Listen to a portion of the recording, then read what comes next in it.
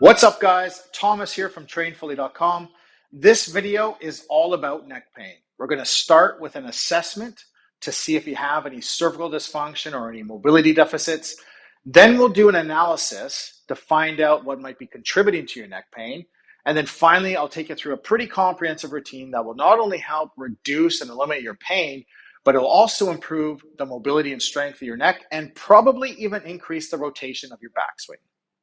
All right, guys. So we're going to start with what's called a visual range of motion assessment. Okay, so we're not necessarily measuring anything here, right? We're not taking out a goniometer and measuring exactly how many degrees of movement you have in any which direction.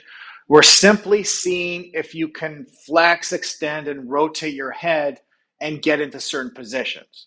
Okay, so you'll either need to get somebody to help you with this so they can watch you perform these movements and then give you feedback, or you can film yourself doing these movements and then go back and watch the video to see how you did. All right, guys, so we're going to start with cervical extension, okay?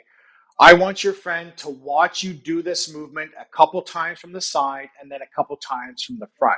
So if you're filming yourself, film yourself doing this movement a couple times from the side and then a couple times from the front. What I want you to do is extend your cervical spine as far as you can and look up at the ceiling as far as you can. We should be able to get our nose pointing straight up at the ceiling, okay? Something like this.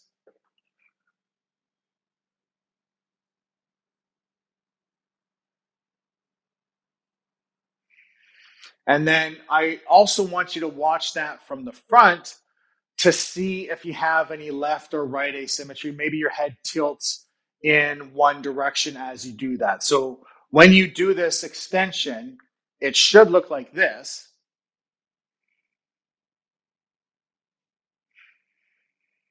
But you might notice that your head tilts in one direction or rotates in one direction, kind of like this.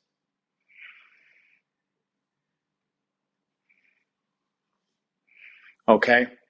So what are we looking for here? Well, first of all, do you have full range of motion? Can you get your nose pointing straight up at the ceiling?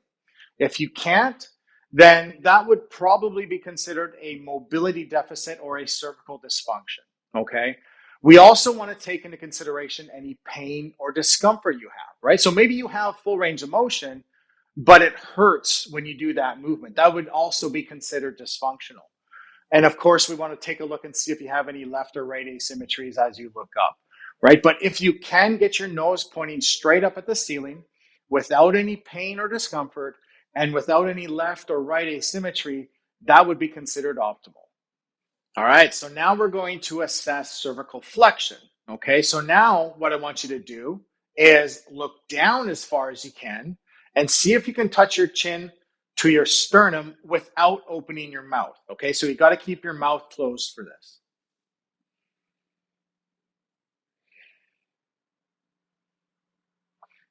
All right, so what are we looking for with this? Well, first of all, do you have full range of motion, right? Can you touch your chin to your sternum? If you can't, that could be considered dysfunctional. We also have to take into consideration any pain or discomfort, right? So maybe you can touch your chin to your sternum, but you experience pain when you do that. Well, that would also be dysfunctional. And again, we have to take into consideration any left or right asymmetry. So maybe when you look down, your head rotates or tilts to one side like this. That would also be considered dysfunctional, right? But if you can touch your chin to your sternum without any pain or discomfort and without any left or right asymmetry, that would be considered optimal. All right, guys. So now we're going to assess cervical rotation. Okay, so this is how well you can turn your head. So have your friend watch you perform this movement a couple times on one side and then a couple times on the other side, or film yourself doing this a couple times on one side and then a couple times on the other side. What I want you to do is turn your head and see if you can get your chin in line with your clavicle or your collarbone. Okay, so something like this.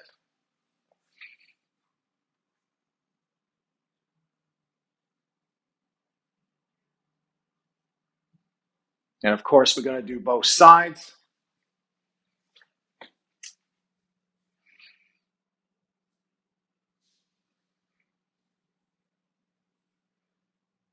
Okay, so what are we looking for here? Well, first of all, do you have full range of motion on both sides, right? So maybe you have full range of motion in one direction, but not in the other. Well, that would be considered dysfunctional, right? We also have to take into consideration any pain or discomfort, right? So maybe you have full range of motion on both sides, but you experience pain when you do that movement. Well, that would also be dysfunctional.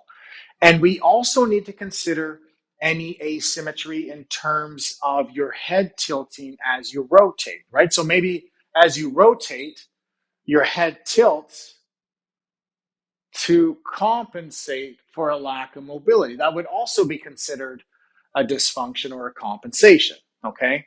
But if you can get your chin in line with your clavicle on each side without any pain or discomfort and without any left or right asymmetry or head tilting, that would be considered optimal. All right, guys. Now, the last assessment is for cervical spine lateral flexion. Okay, so have your friend watch you perform this movement from the front or film yourself doing this from the front. What I want you to do is look straight ahead and bring your ear towards your shoulder. And we should have about 35 to 45 degrees of lateral flexion in our cervical spine. Okay, so something like this. And of course, we're checking both sides. Okay, so what are we looking for here? Well, first of all, do you have full range of motion? Now, I know you don't have a goniometer, so it could be a challenge for some of you to assess whether or not you have 35 to 45 degrees of lateral flexion. What we're really looking for with this one is if there's any obvious deficit in range of motion, okay? We're also looking to see if there's any asymmetry, right? Maybe one side has good range of motion, but the other side, there's an obvious restriction. Well, that would also be a dysfunction, okay? We need to take into consideration any pain or discomfort, right? Maybe you have full range of motion, but it hurts when you do that movement. Well, that would also be considered dysfunctional. We also need to take into consideration any compensations that occur during that movement, right? So maybe as you flex your spine laterally, it rotates and your chin kind of moves up towards the ceiling like this. Well, that would be a compensation for a lack of lateral flexion, and that would also be considered a dysfunction, okay?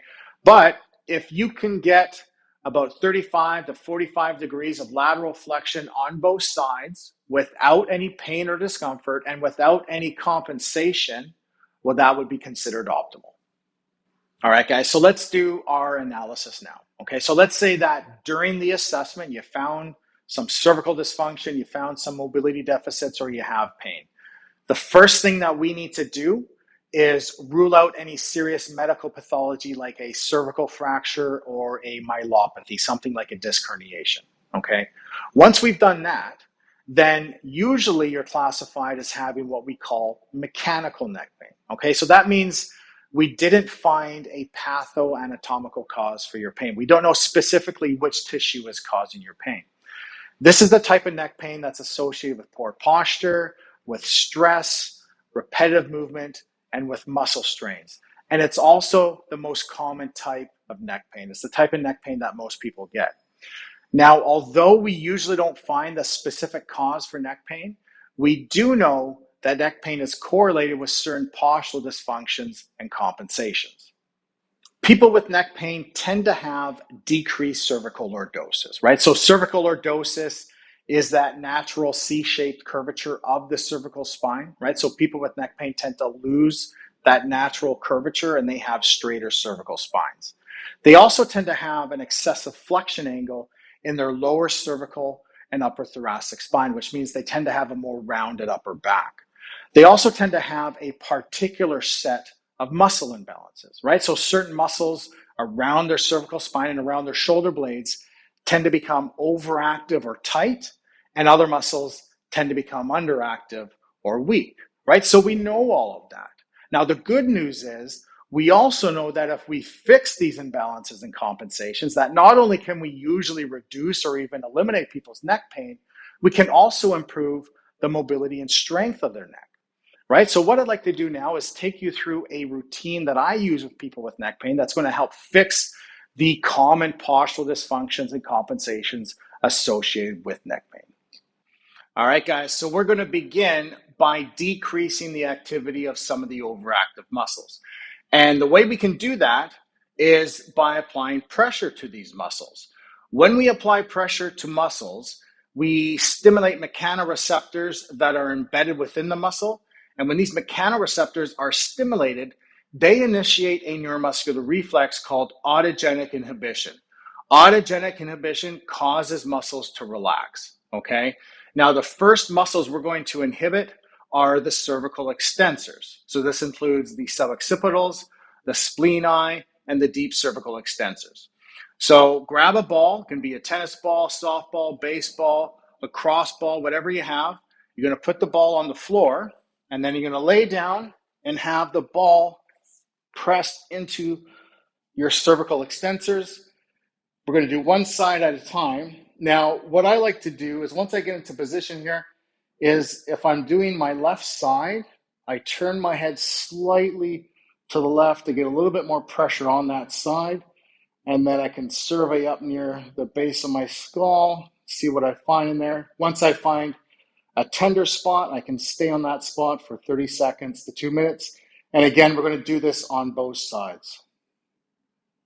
All right, so now we're going to decrease the activity of the levator scapulae. Same idea, we're going to take our ball, we're going to put it against the wall, and we're going to apply pressure to the area just above our shoulder blade. We're going to look for any tender spots in there. Usually there's some pretty nasty spots right there.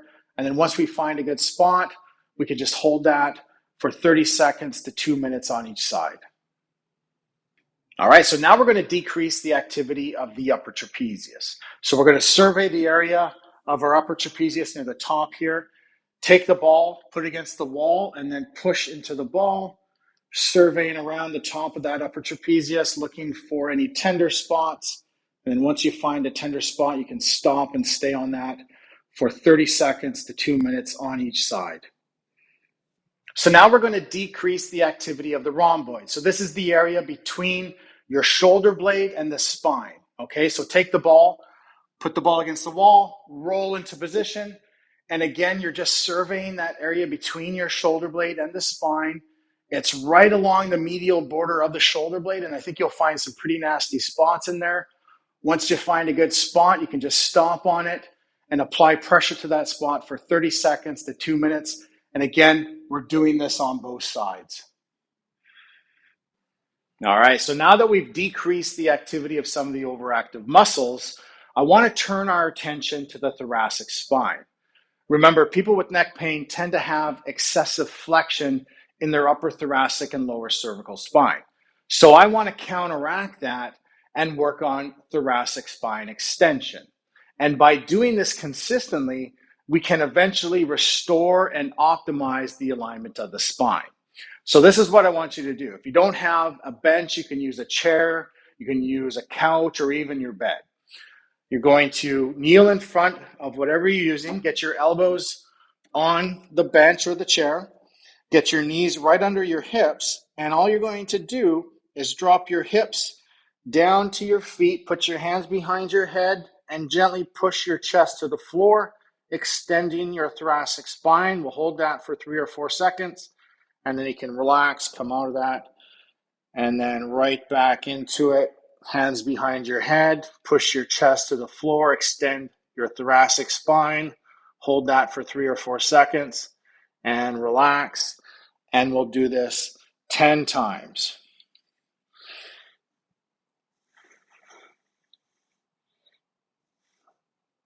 All right, so now we're going to do a rotational mobilization for the thoracic spine. So we're going to need a foam roller or some pillows, something to act as a spacer, okay? And I'll show you what I mean here. I want you laying on your side, your bottom leg will be straight, and your top knee will be on the foam roller or whatever you're using for the spacer. We want your knee about the same height as your hip. If you have your knee down like this, you're going to have too much rotation in your lumbar spine, and we could potentially irritate your lumbar spine and maybe even cause some low back pain. So make sure you get that knee up. You're going to hold the knee down. Start with your hand out in front like this. And I'm just going to roll back, follow my hand with my eyes, and see if I can get my shoulder down to the floor. Hold that for a couple seconds, and then roll back. Okay, so I'm rolling, following my hand with my eyes, trying to get flat, get that shoulder blade flat to the ground. Hold that, and relax. And we'll do 10 on each side.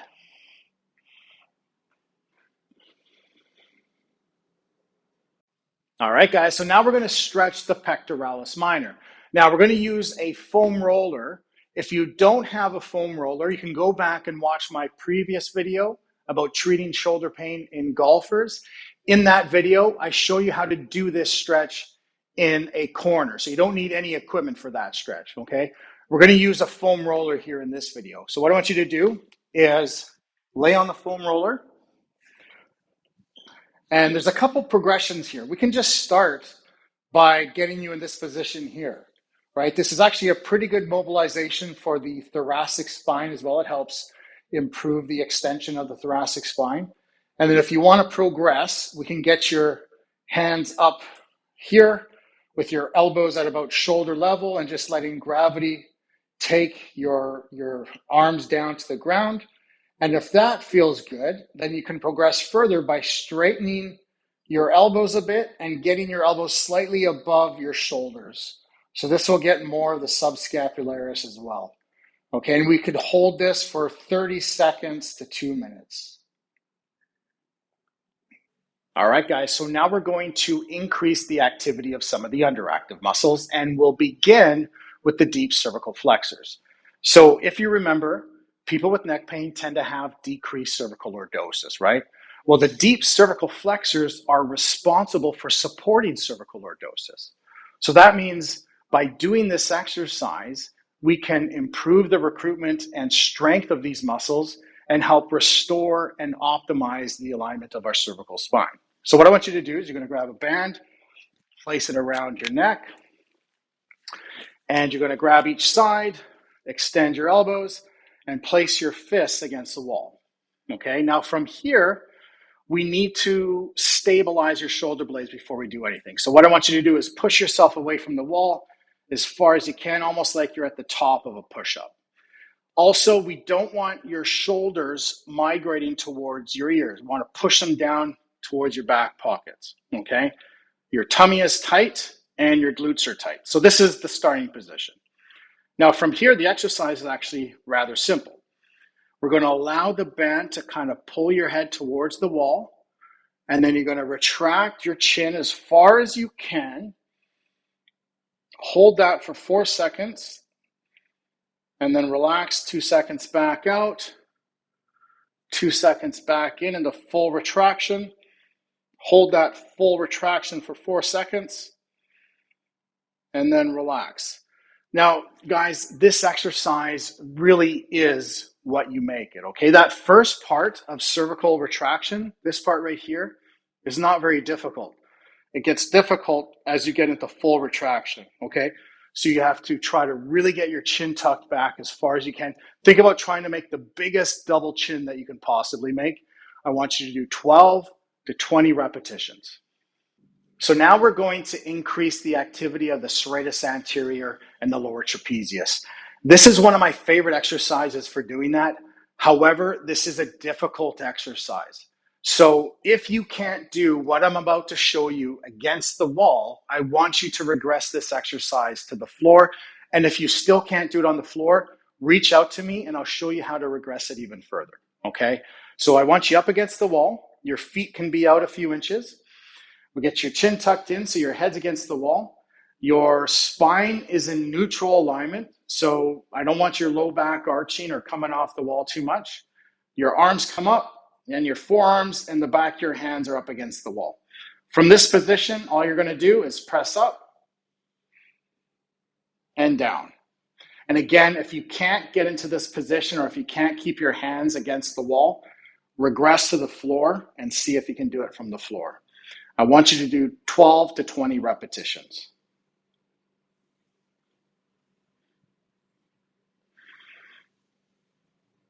All right, so we're going to do one more exercise here for the lower trapezius. If you don't have a stability ball, that's fine. You can just do this laying face down on the floor, okay? If you have a ball, what we're going to do is have your feet up against the wall. You're going to pull the ball in so that it's touching your thighs, and then you're just going to extend your knees and roll out. Now from here, I want your knees fully extended. I want your glutes tight. I want your belly button drawn in, and I want your chin tucked back, right? I don't want your head falling towards the floor. We want to maintain good cervical alignment, so get that chin tucked in. Hands down on the floor like this. And what we're going to do while maintaining that good alignment throughout your entire spine is bring your hands back, palms face down, squeeze your shoulder blades together as you push them towards your back pockets. Hold that for 4 seconds, and then back down 2 seconds on the way down, 2 seconds on the way up. Hold that top position for 4 seconds and back down. And I want you to do 12 to 20 repetitions. If this becomes too easy, you can hold on to some light dumbbells, maybe 6 to 10 pounds maximum. Again, 12 to 20 repetitions.